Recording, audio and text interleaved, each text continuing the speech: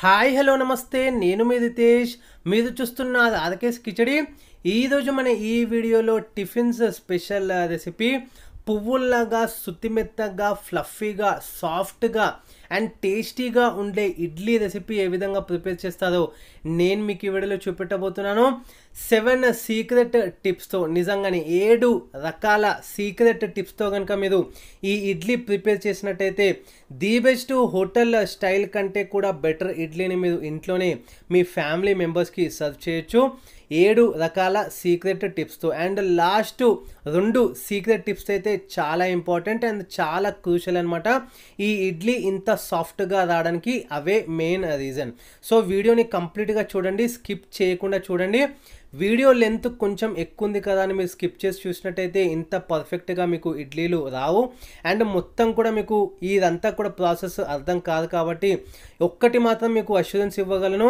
మీరు ఎప్పుడు ఇడ్లీలు ప్రిపేర్ చేసినా కానీ ఈ 7 రకాల సీక్రెట్ టిప్స్ అనేవి ఎంతో క్రూషియల్ రోల్ ప్లే చేస్తుంది అండ్ మీకు ఎక్కడా కూడా బోర్ కొట్టదు ప్రతి ఒక్క టిప్ అనేది మీకు ఇంట్రెస్టింగ్గానే ఉంటుంది మరి లేట్ చేయకుండా లెట్స్ స్టార్ట్ అవర్ 7 సీక్రెట్ టిప్స్తో ఇడ్లీ రెసిపీ అండ్ ఇంకొకటి మీరు ఈ ఇడ్లీ బ్యాటర్తోనే దోశ కూడా చాలా ఈజీగా సింపుల్గా ప్రిపేర్ చేసుకోవచ్చు సో అది కూడా షేర్ చేస్తాను సో వీడియోని కంప్లీట్గా చూడండి లెట్స్ స్టార్ట్ ముందుగా ఒక మిక్సింగ్ బౌల్లో ఇడ్లీకి సపరేట్గా మీకు బయట మార్కెట్లో దొరికే బియ్యాన్ని నేను ఒక 2 కప్పులు ఇందులో యాడ్ చేస్తున్నాను లేదా ఒక గ్లాస్ ఈ బియ్యం కనుక లేకపోయినట్టయితే ఇంట్లో రెగ్యులర్గా యూస్ చేసే రైస్ కూడా మీరు యూస్ చేయొచ్చు కానీ దానికంటే కూడా ఈ బియ్యం వాడితే సాఫ్ట్గా అండ్ హెల్త్కి కూడా చాలా మంచిది కాబట్టి ఇది యూస్ చేయండి అండ్ ఇది కూడా లేకపోతే కనుక మీరు రవ్వ కూడా యూస్ చేయొచ్చు సేమ్ 2 కప్పులు అండ్ ఇప్పుడు మంచిగా వాటర్ యాడ్ చేసుకున్న తర్వాత ఇప్పుడు దానికి పక్కన పెట్టుకుందాము ఇంకొక బౌల్ అనేది తీసుకోండి సేమ్ ఇంతకుముందు యూస్ చేసిన కప్తోనే ఒక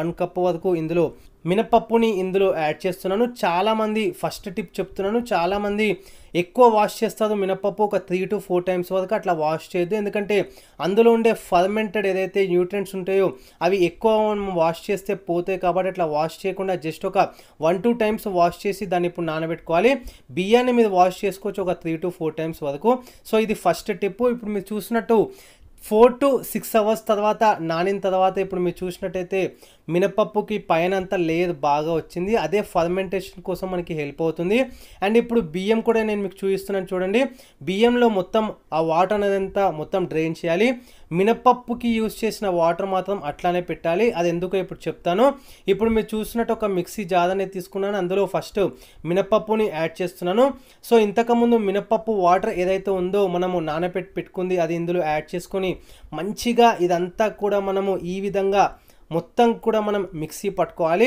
సో ఇది సెకండ్ టిప్ అనమాట అదే వాటర్ యూస్ చేయాలి మనం ఇదంతా కూడా మంచిగా మనం మిక్సీ పట్టుకోవడానికి అండ్ థర్డ్ టిప్ వచ్చేసి ఈ విధంగా మంచి క్రీమీ టెక్స్చర్ రావడానికి మినిమం 5 to 7 మినిట్స్ ఖచ్చితంగా కంటిన్యూస్గా రన్ చేయాలి మిక్సీ జార్ అనేది టైమర్ పెట్టుకుంటే ఇంకా బెస్ట్ ఈ విధంగా క్రీమీ ఏదైతే కేక్ పైన క్రీమీ టెక్స్చర్ ఉంటుందో ఆ విధంగా ఆ కన్సిస్టెన్సీ వచ్చేంత వరకు మనం దీన్ని మంచిగా మిక్సీ పట్టుకోవాలి ఇప్పుడు అదొక బౌల్లోకి యాడ్ చేసుకుందాము ఇప్పుడు అదే మిక్సీ జార్లో మనం బియ్యాన్ని కూడా ఇందులో యాడ్ చేస్తున్నాను సేమ్ ఏదైతే మినపప్పుకి యూస్ చేసిన మిగిలిన వాటర్ ఉందో అదే ఇందులో యాడ్ చేస్తున్నాను ఇప్పుడు ఇది కూడా మంచిగా మనము మిక్సీ పట్టుకోవాలి సో మరి ఎక్కువగా పట్టాల్సిన అవసరం లేదు ఏదైతే మనం మినపప్పుకి పట్టుకున్నామో కొంచెము లైట్గా రవ్వ కానీ నడుస్తుంది అనమాట రవ్వగా ఉన్నా కానీ నడుస్తుంది అట్లానే మరి ఎక్కువగా ఉండొద్దు అట్లానే మరి ఎక్కువ థిక్ పేస్టీగా కూడా మనం చేసుకోవద్దు ఇప్పుడు అదంతా కూడా మనం ఇందులోకి ట్రాన్స్ఫర్ చేసుకున్న తర్వాత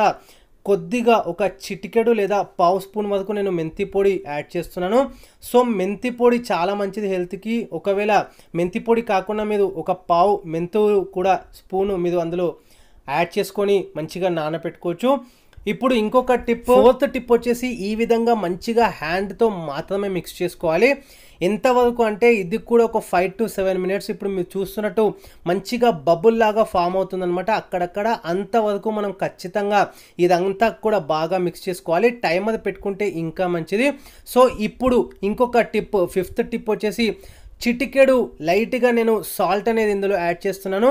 ఎందుకు సాల్ట్ యాడ్ చేయాలి అంటే ఇప్పుడు ఈ పిండికి అంటే ఈ బ్యాటర్కి ఫర్మెంటేషన్ అనేది చాలా క్రూషియల్ రోల్ ప్లే చేస్తుంది కాబట్టి ఆ ఫర్మెంటేషన్ కోసం మనము ఎక్కువ కాకుండా అంటే మరీ తక్కువ కావద్దు, అట్లని మరీ ఓవర్గా కూడా కావద్దు. సో సమ్మర్లో వేడిగా క్లైమేట్ ఉంటే మాత్రమే మనము ఈ ఉప్పు అనేది యాడ్ చేసుకోవాలి, లేకపోతే వింటర్లో కానీ ఇంకా చల్లగా క్లైమేట్ ఉన్నప్పుడు అంతా యాడ్ చేయాల్సిన అవసరం లేదు. సో అప్పుడు ఈవెన్గా ఫర్మెంటేషన్ అవుతుందన్నమాట. సో ఇప్పుడు మీరు చూస్తున్నట్టు నేను హోల్ నైట్ కూడా దీన్ని ఫర్మెంటేషన్కి పెట్టేసినాను అనమాట. సో బాగా పులిసింది. ఇప్పుడు మీరు చూడొచ్చు మంచి క్రీమీ లాగా ఫామ్ అయ్యి అండ్ డబుల్గా అయిందనమాట మనకి ఆ బ్యాటర్ అనేది. సో ఇంతకుముందు చూపించినట్టు నేను ఒక లేయర్ వరకు ఉండే దానికంటే ఇది ఇప్పుడు డబుల్ అయింది. సో మీరు బౌల్ తీసుకునేది కూడా కొంచెం ఎక్కువ క్వాంటిటీ పట్టే విధంగా చూసుకోండి. బౌల్ అనేది ఇప్పుడు మంచిగా ఫర్మెంటేషన్ అయిన తర్వాత చూసినట్టయితే ఈ విధంగా ఒక్కసారి మిక్స్ చేసుకోవాలి. అండ్ చాలామంది ఫర్మెంటేషన్ అయిన తర్వాత ఎక్కువ ఓవర్గా మిక్స్ చేస్తుంటారు, మరీ అట్లా మిక్స్ చేయొద్దు.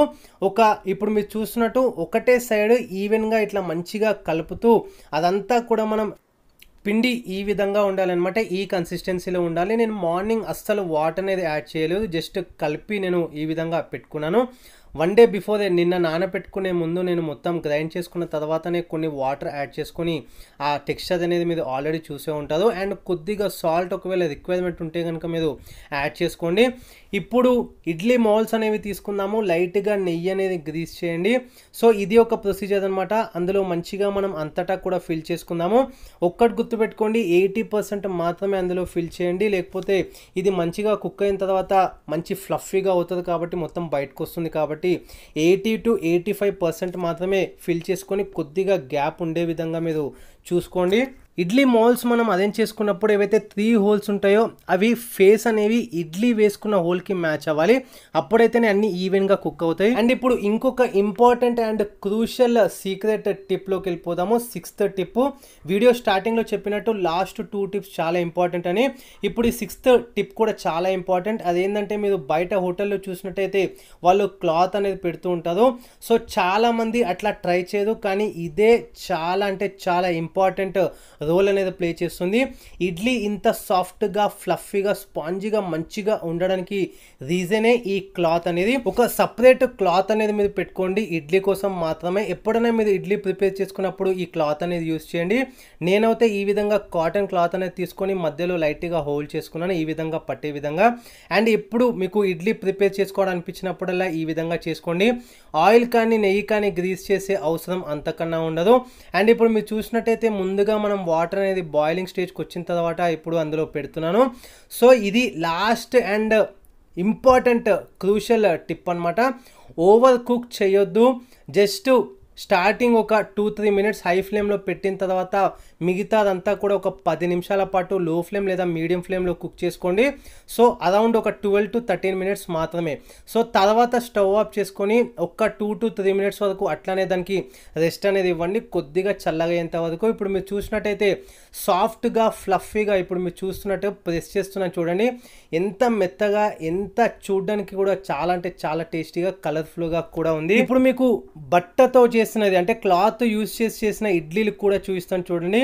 ఇవి కూడా మీరు చూడవచ్చు, దానికంటే కూడా ఇది ఇంకా సాఫ్ట్గా, అసలు ఎక్కడ కూడా ఆ టెక్స్చర్ అనేది ఇబ్బంది లేకుండా మనకు చూడడానికి కూడా ఎక్కడ కూడా ఒక చిన్న గీత కూడా లేదన్నట్టుగా ఎంతో స్మూత్గా ఉందన్నమాట. సో రెండిటికి తేడా అనేది చూపిస్తాను మీకు. మనం బట్ట యూజ్ చేసింది అండ్ వితౌట్ క్లాత్ కూడా నేను మీకు చూపిస్తాను చూడండి.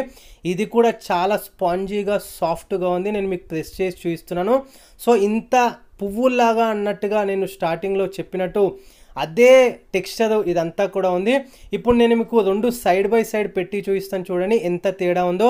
లెఫ్ట్ సైడ్ చూస్తున్నది మీకు క్లాత్తో యూజ్ చేసింది అండ్ రైట్ సైడ్ చూస్తున్నది వితౌట్ క్లాత్ అనమాట. సో లోపటే కాదు బయట అంతటా కూడా చాలా అంటే చాలా చేంజ్ ఉంది చూడండి. సో ఇది ఇవాల్టి వీడియో. ఇడ్లీ రెసిపీ చాలా సాఫ్ట్గా ఏ విధంగా ప్రిపేర్ చేస్తుందా నేను వీడియో స్టార్టింగ్లో చెప్పినట్టు దీన్ని దోశ కూడా మనం ప్రిపేర్ చేసుకోవచ్చు. అండ్ దోశ కూడా మీకు వేసి చూపిస్తాను చూడండి, ఇది కూడా చాలా క్రిస్పీగా టేస్టీగా అవుతుంది. సో ఇది ఇవాల్టి వీడియో. వీడియో కనుక నచ్చినట్టయితే లైక్ చేయండి, షేర్ చేయండి, కామెంట్ చేయండి. ఛానల్ ఏమైనా కొత్తగా విజిట్ చేస్తున్నట్టయితే వీడియోస్ చూడండి. నచ్చితే కనుక కంటెంట్ అప్పుడు సబ్స్క్రైబ్ చేసుకోండి. ఇంకేమైనా మీకు రెసిపీలో డౌట్స్ ఉన్నా మెసేజ్ చేయొచ్చు. ఇన్స్టాగ్రామ్లో కూడా మీరు ఫాలో అవ్వచ్చు. Thanks for watching this video.